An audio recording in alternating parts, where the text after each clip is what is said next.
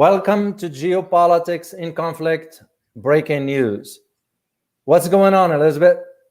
So what's going on is the officials in the United States government have put forth that it is very likely that there will be a diplomatic boycott of the Winter Olympics in China from the Biden administration coming very soon.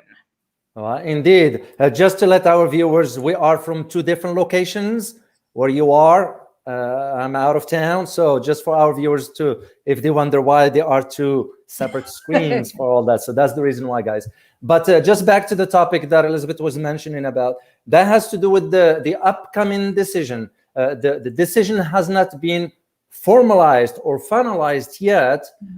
When the President Biden will announce formally that the United States will diplomatically boycott the China Olympics 2022.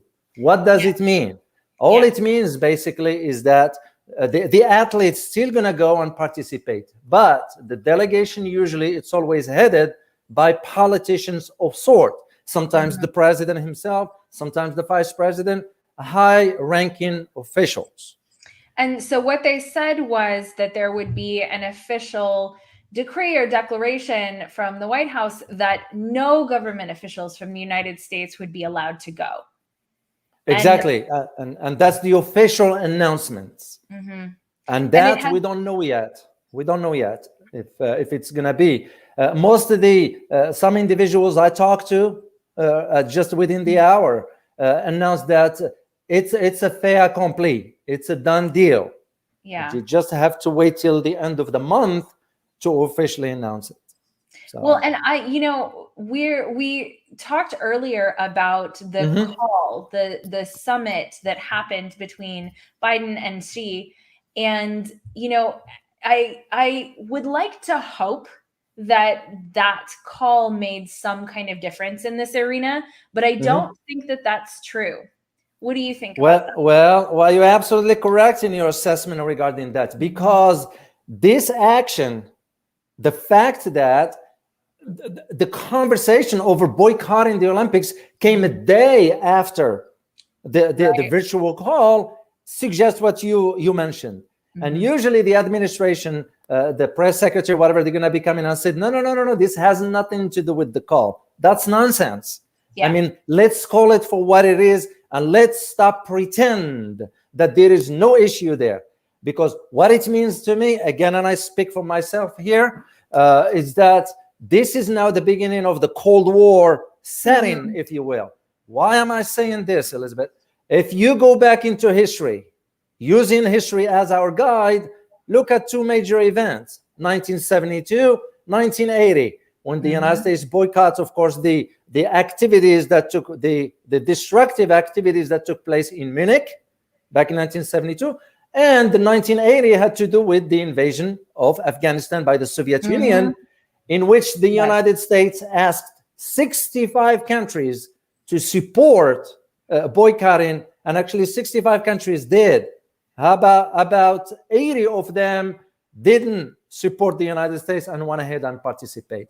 So what it looks to me is we are moving into that direction. So to those, and I'll say this straightforward and plainly, to those who say, oh, no, there is no Cold War between the United States and China, is ignorance. Yes.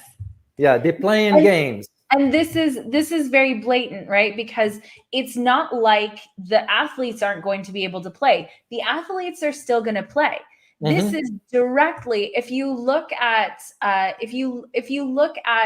human behavior, right? Because you have to look a little farther than what's obviously being said. This is an announcement without making a particular announcement. This is something that they're putting out there to say, this is what we feel, but it's not even that strong, because if they felt that strongly, they would take the athletes out, and they didn't. Okay. Yeah. Well, here is what it means in international relations. What you just said, in an international relations jargon, all it means is that context matters. Mm-hmm. So all the United States needs to do is announce something like this, and Yep. within the international relations context, it will have a different meaning altogether. So, Yes. who's to say maybe the administration might not boycott the representation? Maybe they do, maybe they don't. But that's not the point. The point is the context by which the US announced that one. Yes. Most countries engage in all this. The second part to all this has to do with what this is all about. Well, human rights. Oh, come on, give me a break here. So let's be honest about what happened to human rights in Egypt for the political activists that have been imprisoned without due process. What happened to political activists in Bahrain? What happened to prisoners in the United Arab Emirates? What happened to all the activists that in Sudan, in some other parts, that we are ignoring completely? So, as we said earlier, what happened to human rights here in the United States as well? Exactly. A lot of people don't know the level of homelessness that we have here. A lot of people don't know that 1 in 4 children don't have enough food to eat, and their school has to provide their meals here. People don't know that. So if you're looking at human rights violations, there's some human rights violations that happened south of the border that were being almost completely ignored, if not potentially caused by our leadership, by Biden. Yeah. And so if you're looking at human rights, that's a very weak position to be taking this for. Yeah, it is a weak argument, because the way I look at it, if I am to analyze this, is, well, the US couldn't compete with China technologically, economically, and all that stuff. So what's left? You play whatever cards you have at your disposal.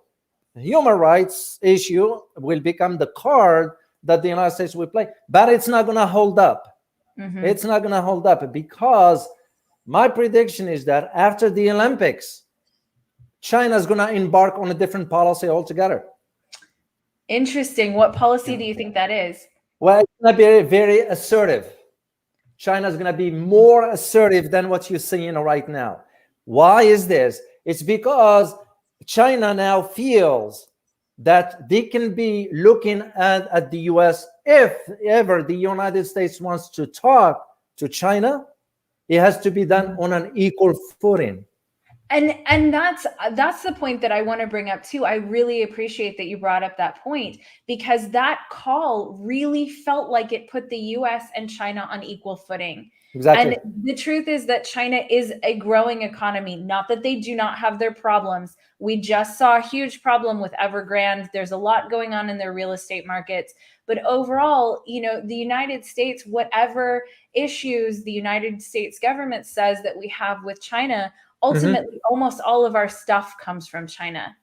We don't manufacture anything here. We don't make anything. And so even some of our military equipment, I think our drones come from China.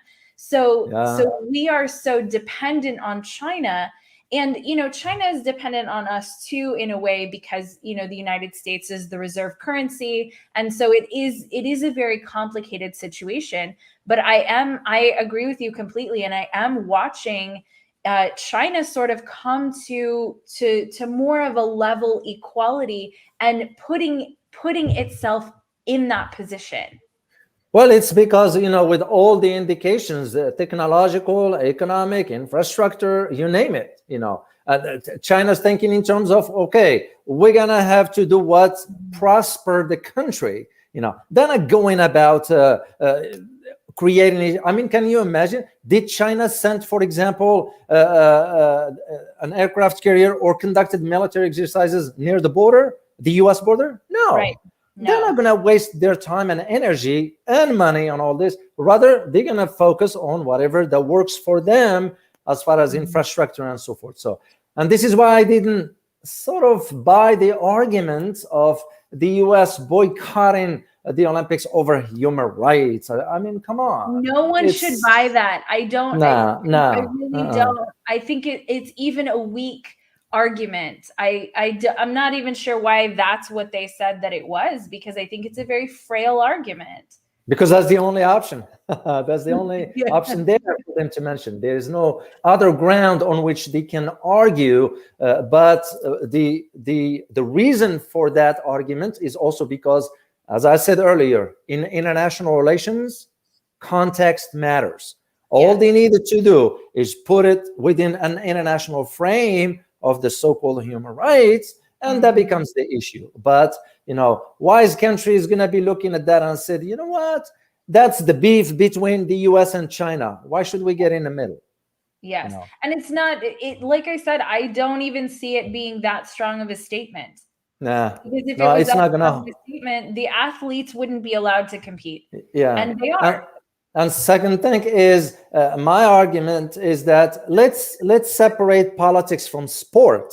Let's sport by itself. And I mean, to me, when you start mismatching this kind of stuff, that tells me how ambiguous your foreign policy is. That's how fragmented. That means you have no other strategy, you have no other objective into how to approach international conflicts, basically, because we are in conflict with China. But that's not a way to go about it. Sort of educate yourself about the history of how those kind of issues been resolved, then figure out a strategy how to sit down with the Chinese and have a conversation face to face, directly, without pretending, and let's resolve the issues. But this tit for tat like this, it's childish. That's the way I look at it. So, I agree.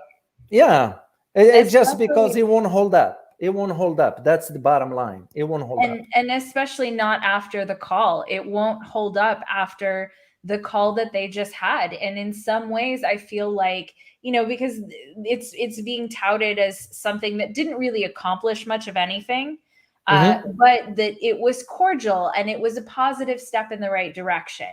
But with this announcement, was it really a positive step in the right direction? Was it really much of anything? No, not at all. It's just loud noise. Basically, that's all it is. Because in China, they're going to be thinking in terms of, well, how can you rationalize with a system like this that can bash you on one hand, okay, and ask you for cooperation on another hand? That just doesn't make any sense. We begged China for oil. Biden went and begged China to release its reserves, which is bad to begin. China's not going to do that. For a strategic and logistical common sense, they're not going to do that. Why will they cut themselves short by reducing their oil reserves to assist the United States that's been bashing them and being with this aggressive tone and all that? Why China will do that? China, I believe, and we are not defending China here. I'll say it straightforward. China now is in possession that they can decide what they want to do. Gone those days when the United States will exert its political influence, its global influence, its hegemonic influence. Those days are gone.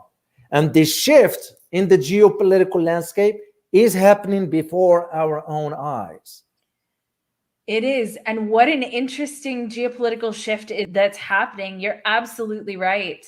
Well, it is, because here is the thing. I'm going to show our viewers. I've been reading one article here specifically. There's this picture of President Biden and President Xi. But in the background, you guys might not be able to see it. The picture that is in the background in the silhouette is Joseph Stalin and Harry Truman. So what does it mean? That's when the Cold War started. Yeah. And that's exactly what this picture is depicting. So, oh, wow. Yeah, I see it. To those who pretending that the Cold War doesn't exist between China and the United States is plain ignorance, basically. That's all it is. Well, and it's been going on for a while, right? Like, this is not new. Like, this chapter of it might be new, but it's been going on for a while. Yeah. For that one, Elizabeth, it means now it's coming up to the surface. Yeah. Now it's becoming more visible, shall we say, because what you're going to be seeing, and we are working on something that's going to truly support this argument, and we will mention it when we do one of our next breaking news. We're still working on some information to confirm the authenticity of that information. And basically what it is, it will confirm this geopolitical shift that is happening before our eyes. And yet the West and the United States, they're sort of having a hard time accepting this reality. So when you have this call about boycotting, it's the weakest of the weakest arguments. So that's the way I see it. It is, and it feels a bit like the United States is still trying to push a certain level of influence that I'm not sure it has anymore, or it exists anymore. That's true, because this shift, when you're talking about the shift, like the example we said earlier, in the geopolitical table, US used to sit at the head of the table. Yes. Those seats have been rearranged now, whether we like it or not. That's absolutely true. Yeah. There's a picture from a recent summit where Biden is all the way at the edge. I wish I had this picture. Maybe we'll throw it up on Twitter. By the way, guys, follow me on Twitter. I just joined Twitter. Good. And it's at the Alchemy of E. Let me put it up. But follow me on Twitter. But this picture, I'll throw it up on Twitter. But if you look at it, all of the world leaders are standing together, and then Biden is off to the side, sort of standing by himself. And I felt immediately looking at that picture that that's sort of what's happened in its own way, that the United States has ended up separating itself, while many of particularly Russia and China, have sort of started to come together a little bit more, and being on your own as a country, and looking at where we are now with the situation with oil, right? Biden went to OPEC Plus and asked for oil. They said no. Biden went to China and begged for oil, and they said, sure, we'll consider it, which is, the polite, maybe diplomatic way of saying no. And so something that's so important, because, I've talked about this before, and I feel very strongly about this, that, we took away Biden, I catered and pandered to the people who said, cut oil, cut gas, cut all of that, without having something else in place, acting like we didn't need the energy, acting like we were just going to not need energy. Exactly. And so there's nothing in place of that. And so now Biden's going out and asking these other countries for oil, and the answer is a resounding no. And, would you say even 10 years, 20 years, 30 years ago, that would have been the case? Or do you think other countries would have stepped up then, because the US was a much more powerful global hegemon? Whereas right now we're seeing countries say no to an actually pretty necessary thing like oil. Exactly. And this is why I see this boycott, hypothetically, if he moves forward by the end of November, all you're going to see most likely is UK, Australia, Israel might support it, might not. You get some European countries, but even Europeans are now, European countries, they are, except in England, of course, because it's not a part of the European Union, but they are working on their own foreign policy that is independent from the United States. Well, and I'm following that. And I'm following that closely, because that will have a major implications as to where and how, geopolitically speaking, the global order is going to be. Because now what you're looking at with this decisions of the United States, with China sending warnings to America and all that stuff, the question that becomes that we all need to ask is, are we looking at a new global order? That's a good question. That's a very good question. And I think we're going to watch that unfold. What is your prediction, David? Well, it's that new global order is underway on all fronts, and China is not a small player in that new global order. No, it's not. So we better have to think twice about how we're going to proceed.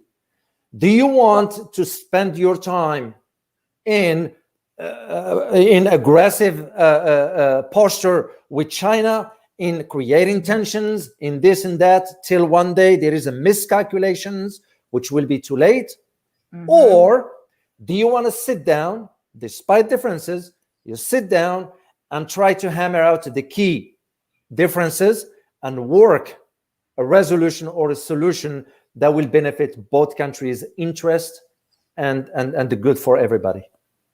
And I agree, and I really appreciate that you said, to really sit down and hammer these things out and have honest conversations before it's too late. Because looking at the shifting around of the geopolitical power, we want it to be now. The United States is tired of the war machine. The United States is tired of every single thing being the enemy and everything coming from everywhere at once. The United States is tired. The people are tired of that. Yeah. If you look around, if you ask people on the street, they'll tell you they're tired of it.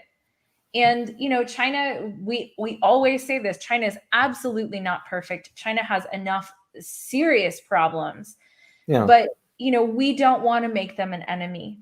No, don't. It won't be a wise thing to do. If we only read history, and we tend to be poor readers, and I'm going to say it straightforward, we tend to be poor readers of history. We don't read much of history. That's why we don't understand it very, very well. So that is why we wanted to address this with our viewers, to just provide a perspective in understanding. Who is this Seeker? Yes. Thank you very much, Seeker, for your stickers. Super stickers. We truly appreciate it. So, and as I said, we wanted to highlight this to provide our viewers with another perspective. So this way they can have the information and reach their own conclusions, as we always advocate for, because we are not to make a decision for them as far as how they reach conclusions and so forth. That's their decision. For us, we provide the information. There is one aspect I want to just mention it without going into details, because we're still waiting on information that we're going to do breaking news on it, and that has to do with space and involved Russia, China, and the US. And we're trying to confirm some information, and we're going to share it with our viewers. And also, we wanted to mention to our viewers, we look forward to seeing you guys on Friday live stream. Now, I miss our viewers, Elizabeth. Last Friday we couldn't do it. So. I know. We were at a conference, but we miss you guys very, very much, and we're looking forward to having our long form on Friday. And Friday afterwards, we have a presentation coming up that Ross and David are going to do, and I just got to see the notes for it, and it's really interesting. And it's on the friendship between Vladimir Putin and China. Yeah, that was very interesting. I did find some information that I need to truly confirm. It has to do with, I did not know that President Xi speaks Russian. I didn't know that either. Yeah, I find that very, very interesting. He doesn't speak English, but he does speak Russian. Interesting. Very interesting. So well, and he and Putin have been friends for a long time. Exactly. I didn't know that either. Yeah. So we'll sort of deep dive into their very long friendship and into their friendship right now, which is part of what is driving the world forward. Well, so that's part of that global order. Yes, it is. That is part of that global order. So we will do that deep dive for our members at geopoliticsinconflict.com on Friday. So check it out if you are interested. And for you guys, if the ones who did not subscribe yet, please do so at this moment. Just hit that subscription button, because we need your support. And subscribing to our channel is very, very crucial. If we are to grow bigger, if we are to reach more people, because our objective is to raise awareness around the world for peace, for the truth. And that's what we stand for. So your support means a lot to us, and we truly appreciate you for that. And for those who do not know about our membership, please make sure to check out geopoliticsinconflict.com, see what we offer in that membership. And as Elizabeth mentioned, we're going to be doing a deep dive on those issues. Of course, we talk about the things that we can't talk about on this platform. You all know what I'm referring to here without saying it. And we truly appreciate you. We appreciate what you do for us with your comments, with your support. You know what, Elizabeth? I've been reading some comments from some of our viewers. They're very heartfelt comments, and they're genuine. I can just tell. I've been around long enough to know, so I can read between the lines, and they are truly genuine. They want us to succeed. They truly want us to succeed. You know, so I was on we have a locals.com page that we have not done very much with, but I was looking at Tulsi Gabbard's page. And as I was scrolling through her locals page, guess what I saw? What? I saw videos of us. Oh my gosh. Posted Tarot Man. Thank you very much for doing that. Yeah. But, we know that you guys are sharing these. And it means the world to us. Because without you, we are nothing. Yeah. And speaking of Tulsi Gabbard, I did shoot her an email and have not heard back yet from her, because some of our viewers were asking for her by name to come on our show. So well, if you want her on our show, yeah. So Tulsi, Tulsi, if you are watching this video, consider coming on our show. We will have a great conversation, because she does have great ideas that will benefit Americans here, all of us. She does. Yeah. And she's very open and candid and honest. So if you guys want Tulsi on our show, please reach out to her, comment to her people, and let her know that we are interested. We would love to have her on the show. Yeah. Also, I wanted to mention one thing before we leave. We're going to have a guest next week, a very, very interesting guest, someone I am very familiar with when I was back in Washington, D.C., and someone who knows a great deal about U.S.-China relations. So make sure you tune in for that. We're going to have it recorded and released, but it will be one of those interviews that you will truly enjoy. So we want just to give you a heads up on that one. So anything else to add, Elizabeth, before we leave? Follow us on TikTok, Twitter, and Instagram. That's correct. And once again, remember to subscribe if you have not done so. And we look forward to seeing you next time. As always, stay informed. Till next time. Bye-bye.